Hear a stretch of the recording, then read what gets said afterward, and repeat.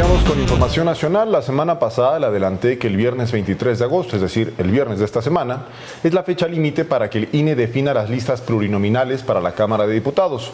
Bueno, pues en seguimiento a esto le informo que será mañana cuando la Comisión de Prerrogativas y Partidos Políticos discute el anteproyecto para la distribución de curules, el cual perfila que la asignación sea por partido y no por coalición, tal como lo establece la Constitución y la Ley General de Instituciones y Procedimientos Electorales. Es decir, se confirmaría la mayoría calificada de Morena y aliados para la próxima legislatura, lo que les da la oportunidad de aprobar las reformas que presentó el presidente López Obrador, y para el viernes, el proyecto con la distribución de plurinominales llegará al Consejo General del INE para su votación y resolución final. Con base en el anteproyecto del INE y los votos registrados en las urnas el pasado 2 de junio, la integración de la Cámara de Diputados quedaría como lo tiene en pantalla. Morena tendría 236 diputaciones, 161 de mayoría relativa y 75 de representación proporcional o plurinominales. La segunda fuerza política en la Cámara de Diputados sería el Partido Verde Ecologista de México con 71 curules, 57 de mayoría relativa y 20 pluris. El PAN se posicionaría como la tercera bancada más fuerte con 72 diputados, 32 de mayoría relativa y 40 pluris. El Partido del Trabajo tendría 51 legisladores, 38 de mayoría y 13 plurinominales. El PRI se va a la quinta posición con 35 diputaciones, solo 9 de mayoría relativa y 26 de representación proporcional o plurinominales. Movimiento Ciudadano tendría 27 diputaciones con un solo distrito ganado y 26 diputaciones plurinominales. El PRD también tendrá una curul de mayoría relativa y también habrá una diputación independiente por votos en las urnas. Con esta distribución, Morena, PT y Partido Verde tendrían mayoría calificada sobrada, ya que esta se alcanza con 334 votos y esa coalición tendrá, de acuerdo con el proyecto, 364 diputaciones. Y en el marco del análisis y discusión en el Consejo General del INE de la asignación de diputaciones y senadurías plurinominales para el Congreso de la Unión, esto en la siguiente legislatura, la presidenta electa Claudia Sheinbaum pidió a los consejeros electorales que respeten lo estipulado en la Constitución política, así como la voluntad reflejada en las urnas por la mayoría del pueblo de México respecto a que Morena y partidos aliados cuenten con la mayoría calificada en el Poder Legislativo. En este sentido, reiteró que se debe aplicar la ley como se hizo en 2018 y en 2021 para la asignación de las curules y que no debe haber espacio para una interpretación diferente a lo que dice la Constitución. Estado de Derecho, que se cumpla la Constitución y que se cumpla la ley. Eso es lo que queremos. Eso es lo que deben hacer. Es más, no es ni siquiera lo que queramos, es lo que deben hacer. Su deber ser tiene que ver con lo que dice la Constitución y lo que dice la Ley de Procedimientos Electorales. Y como lo mostramos ayer, no hay lugar a dudas, es clarísimo. Dice hasta la fórmula que hay que aplicar con todo detalle. Entonces no tienen por qué cambiar lo que está establecido. En este contexto, el presidente López Obrador rechazó los llamados del Consejo Coordinador Empresarial y del Consejo Mexicano de Negocios a las autoridades electorales para que interpreten de manera diferente lo establecido en la Constitución política y pongan un tope a las diputaciones plurinominales que le corresponden a Morena y a sus partidos aliados. Esto con el fin de que no lleguen a una supuesta sobrerepresentación en el Poder Legislativo. Al respecto, el presidente señaló que estos pronunciamientos se tratan de una estrategia de grupos de empresarios para que no se logre reformar al Poder Judicial, pues consideró que actualmente jueces, magistrados y ministros están a su servicio.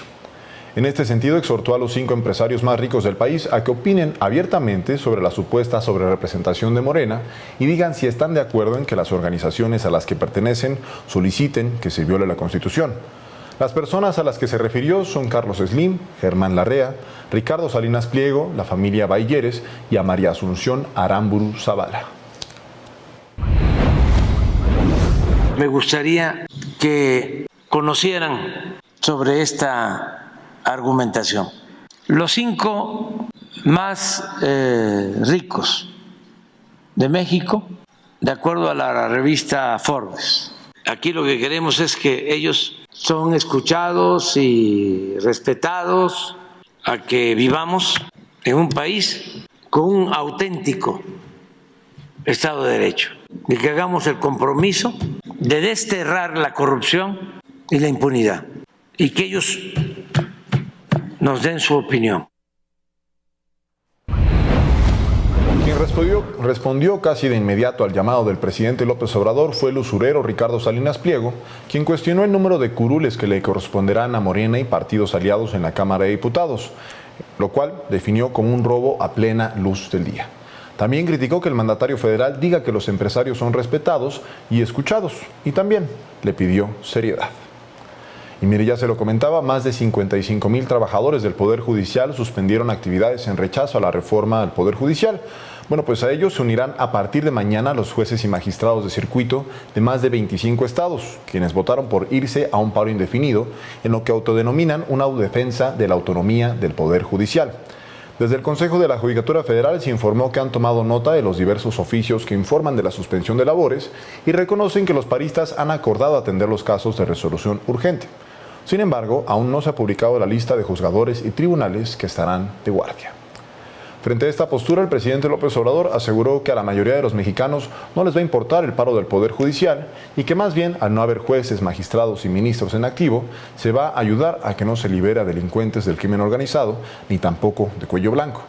Sin embargo, ironizó sobre el litigio sin avanzar que enfrenta el empresario Ricardo Salinas Pliego para el pago de 25,000 millones de pesos en impuestos al SAT, y reiteró que se le debe dar celeridad a este asunto. También puntualizó que se garantiza el derecho de todas y todos a manifestarse.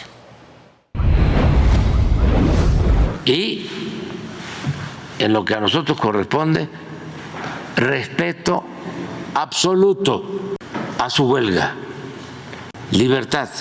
Establece la ley, ellos lo saben, que es ilegal lo que están haciendo o lo que van a hacer.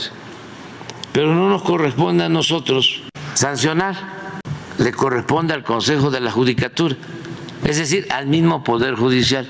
Pero aún si nos correspondiera a nosotros, se garantiza el derecho a disentir y el derecho a la huelga. Por su parte, la ministra presidenta de la Suprema Corte de Justicia de la Nación, Norma Piña, reiteró sus críticas a la reforma judicial impulsada por el presidente López Obrador y aseguró que de ser aprobada en el Congreso de la Unión se vulnerará e incluso se perderá la independencia judicial. Escuchemos. Nadie tiene la bola de cristal de lo que ocurrirá en el porvenir, y menos aún si no se cuenta con un diagnóstico serio y pormenorizado sobre el significado y la enorme trascendencia de la independencia judicial que, insisto, no es un privilegio de quienes impartimos o de quienes lleguen a impartir justicia, sino que es un derecho humano de todas las personas y con mayor relevancia de las personas y grupos más vulnerables. Al respecto, la presidenta electa Claudia Sheinbaum dijo no coincidir con los dichos de la ministra presidenta de la Suprema Corte, Norma Piña, pues aseguró que, contrario a lo que creen algunos sectores sobre la reforma judicial, la elección de jueces, magistrados y ministros mediante el voto popular reforzará la autonomía del Poder Judicial. Escuchemos qué fue lo que dijo. Uno de los objetivos de la reforma al Poder Judicial es que se logre separar en el Poder Judicial el poder económico del poder de los ministros, de los jueces. Independencia de quién. En el momento que un juez sea electo por el pueblo, tiene más autonomía que la que tiene ahora, porque ¿quién le va a poder decir, orientar a una decisión si es electo por el pueblo? Tiene la fuerza de haber sido electo. O que hoy el Poder Judicial es extraordinario en nuestro país. Entonces no coincido con la presidenta de la Suprema Corte.